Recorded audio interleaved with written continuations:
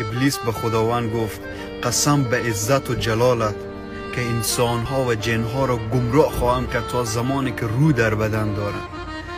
خداوند در جواب گفت قسم به عزت و جلالم که آنها را خواهم بخشید تا زمانی که طلب مغفرت کنم. سبحان الله.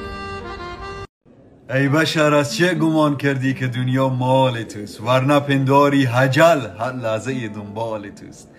هرچی خوردی مال مور و هرچی هستی مال گور. هرچی داری مال وارث، هرچی کردی مال توست. سبحان الله. درویش فقیریم و در این گوشه دنیا، با خوب و بد خلق جهان کار نداری.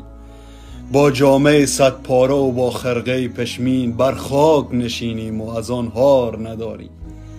ما صاف دلانیم و ز کس کینه نداریم، گر شهر پر از فتنه و ما با همه یاریم.